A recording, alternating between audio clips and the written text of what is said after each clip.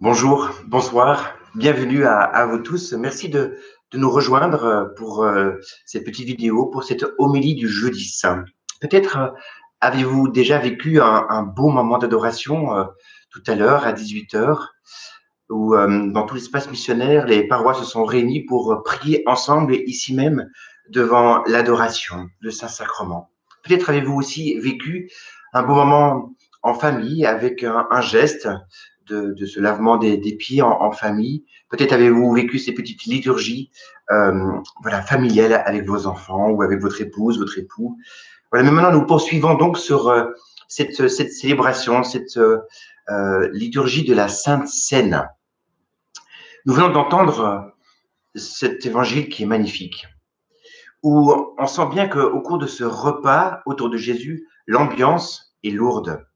L'heure est sombre. Les disciples, comme nous ce soir, ont entendu le livre de l'Exode qui nous annonce tout ce que Dieu fait, a fait pour libérer son peuple.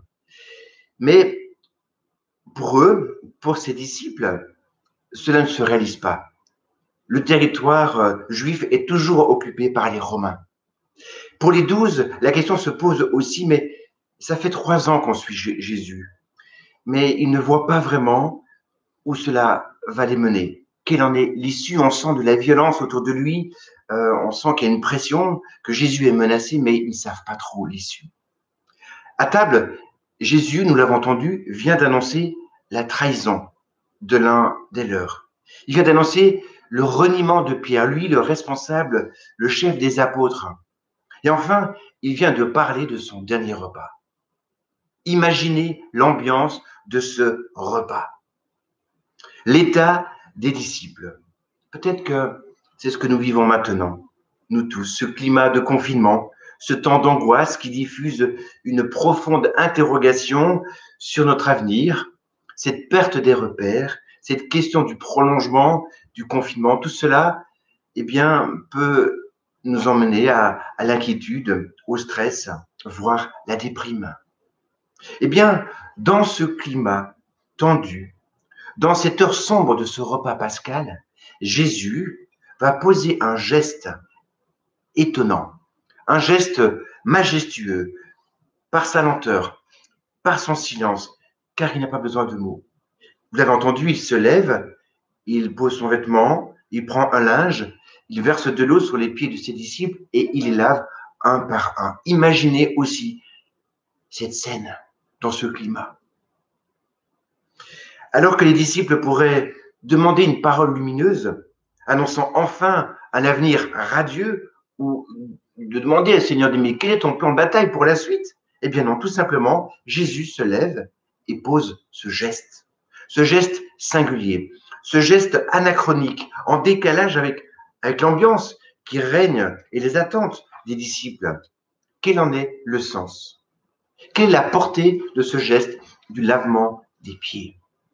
Eh bien, je dirais que c'est un petit peu un geste comme un testament que Jésus laisse à ses disciples. Alors, je dirais 3 choses. Tout d'abord, je dirais que ce geste est d'une gratuité infinie, d'un amour de consolation.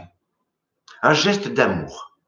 Jésus assure aux siens qu'il est bien là, qu'il est avec eux quoi qu'il arrive, qu'il est aussi ce serviteur. On va y revenir. Un geste délicat, profond, où Jésus dit à chacun personnellement combien il compte pour lui. Et il veut prendre soin de chacun de nous. Il veut prendre soin de ses pieds fatigués, sales, de leurs blessures, de leur désespérance, et dire combien il remercie chacun d'eux de l'avoir suivi jusqu'au don de leur vie. C'est ce qu'ils feront tous. Je ne vous appelle plus mes serviteurs, mais je vous appelle mes amis. Il est bon d'entendre, pour nous aussi, en ces jours difficiles, ces paroles de consolation, voire contempler ces gestes de consolation. Il est bon de se dire que Jésus nous assure à nous aussi sa présence, de son soutien, et qu'il veut prendre soin de chacune de nos blessures, qu'il veut prendre soin et qu'il veut nous guérir. Et il est bon d'entendre que Jésus veut être à nous aussi notre ami, et qu'il le dit très concrètement. Alors, laissons-nous éblouir par son amour. Au Cénacle, c'est l'amour qui s'abaisse et qui rend service. Demain, à la Passion, c'est l'amour qui pâtit et qui souffre et qui supporte. Et puis, à la croix, c'est l'amour qui se sacrifie, qui pardonne et qui sauve. Alors, laissons-nous aimer par Jésus.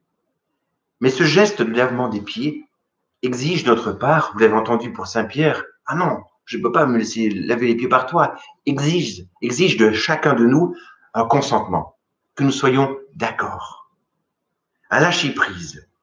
Nous sommes invités à nous laisser toucher, à nous laisser rejoindre, à nous laisser purifier, à nous laisser guérir par Jésus.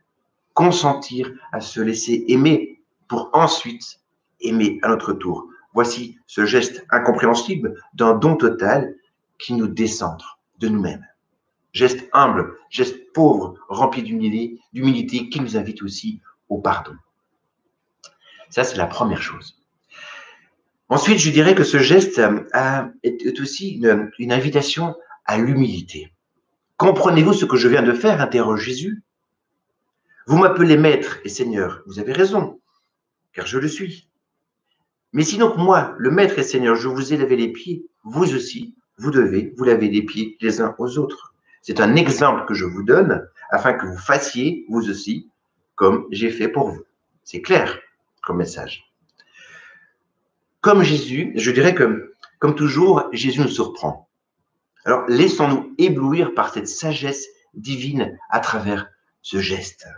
Nous éblouir par ce signe du paradoxe. Ça a toujours été comme ça. Dieu sur la paille à Bethléem. Dieu fragile qui fuit en Égypte. Dieu charpentier pendant 20 ans. Dieu acclamé alors qu'il est assis sur un âne. C'était dimanche passé. Et aujourd'hui, Dieu à genoux devant ses disciples, à laver leurs pieds, lui, le Maître et Seigneur. Et demain, Dieu suspendu sur une croix comme le dernier des malfaiteurs. Imaginons Jésus, suivons-le, imitons-le, humilions-nous, dépouillons-nous de tout ce qui nous empêche d'aimer, notamment ces a priori, ces préjugés qui collent aux personnes et qui nous empêchent d'aimer celui qui est à côté de nous, parce qu'il ne nous plaît pas, parce qu'humainement, ses choix ne nous vont pas, etc. Est-ce que ce soir, on ne pourrait pas tous ensemble nous abaisser les uns devant les autres? Peut-être l'avez-vous fait tout à l'heure dans un geste de petite liturgie familiale. Tordons le cou à notre orgueil, notre moi, notre désir d'exister, d'être le premier, d'être reconnu, d'être aimé. Laissons-nous aimer de Dieu d'abord. Et puis, humilions-nous les uns devant les autres, mais dans le beau sens du terme, c'est-à-dire se mettre au service les uns des autres. Le mari devant sa femme, la femme devant son mari, les enfants devant leurs parents, les parents devant leurs enfants, le petit frère devant le grand frère, et le grand frère devant le petit frère. Le bien portant devant la personne handicapée, et la personne handicapée devant le bien portant. L'élève devant le professeur, et le professeur devant l'élève. Le prêtre devant l'évêque, et l'évêque devant le prêtre. Le curé devant ses paroissiens, et ses paroissiens devant le curé. Le miséreux devant le ministre, et le ministre devant le miséreux, et ainsi de suite. Je pourrais, par exemple, accepter de me laisser reprendre par quelqu'un. Combien de fois je me fais reprendre dans une journée? Et bien là, je décide de ne pas réagir pour imiter Jésus, dans son humilité, dans ce geste du lavement des pieds.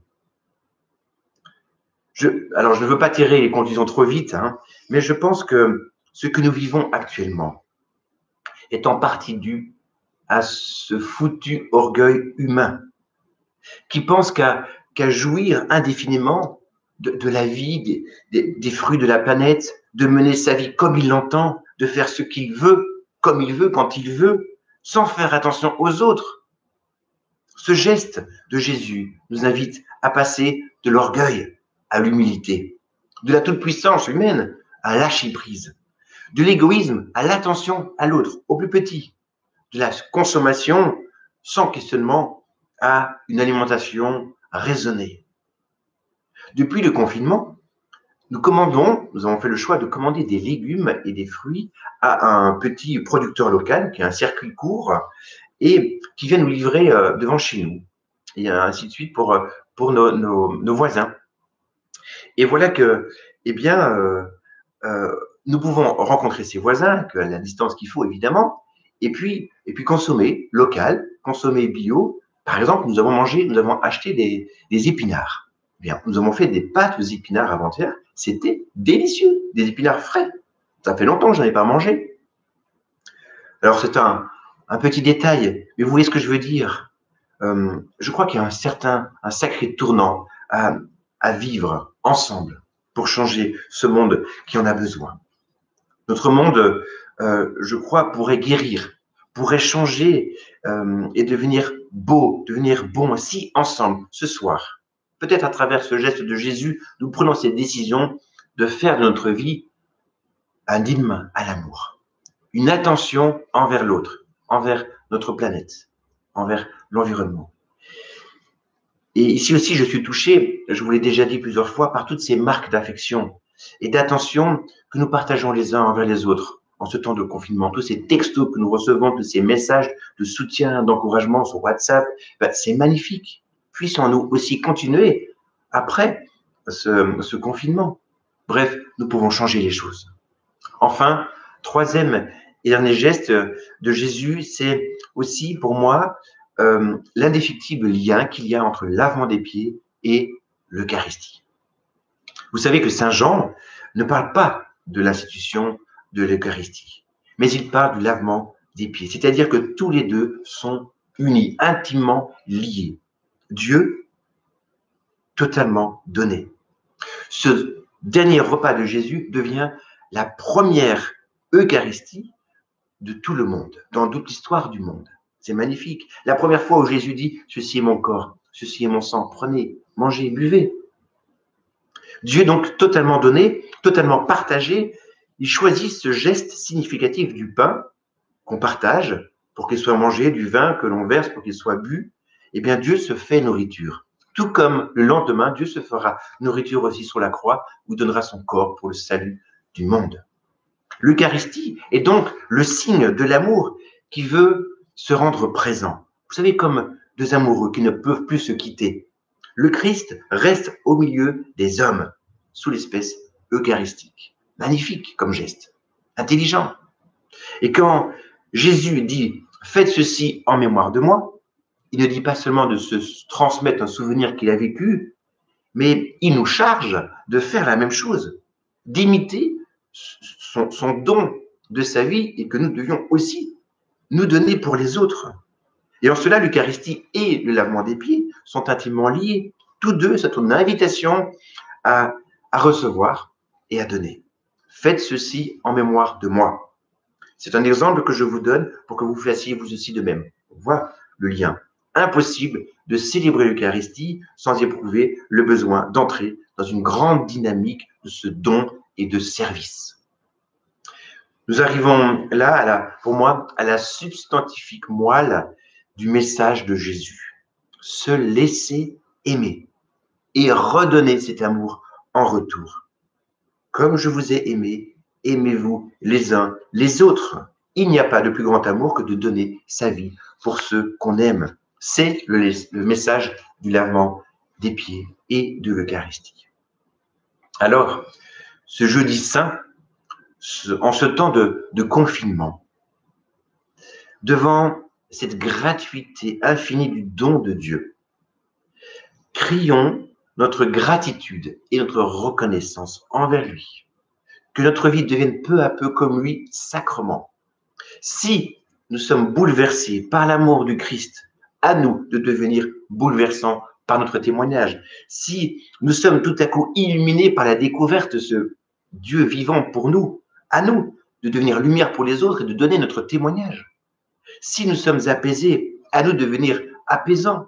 Si nous sommes touchés par tant d'amour de Jésus, à nous d'aimer à notre tour. Si nous nous nourrissons de ce désir de l'Eucharistie et un jour, après le confinement de l'Eucharistie elle-même, devenons nourrissants pour les autres.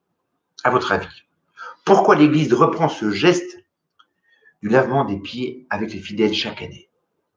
Ce n'est pas pour remémorer cette scène qui s'est déroulée il y a 2000 ans, on n'est pas au théâtre ici. C'est parce qu'au plus intime de notre cœur, nous puissions nous laisser toucher par cet amour et faire naître en nous l'envie folle d'aimer comme Jésus et de nous donner comme lui. Alors ce soir, je pense, je vous ai tout dit. Que l'amour soit au-dessus de tout. Que notre plus belle ambition sur terre soit d'aimer le plus concrètement possible, à commencer par ceux qui sont autour de nous. Et que notre vie soit Eucharistie, que notre vie soit lavement des pieds, c'est-à-dire pur don gratuit. Et ça, c'est le secret de notre bonheur. Voilà, je vous souhaite une très belle et sainte fête de l'Eucharistie, du lavement des pieds de ce jeudi saint, de la Sainte Seine, et aussi une très belle montée vers Pâques. Voilà, que nous puissions continuer de prier les uns pour les autres.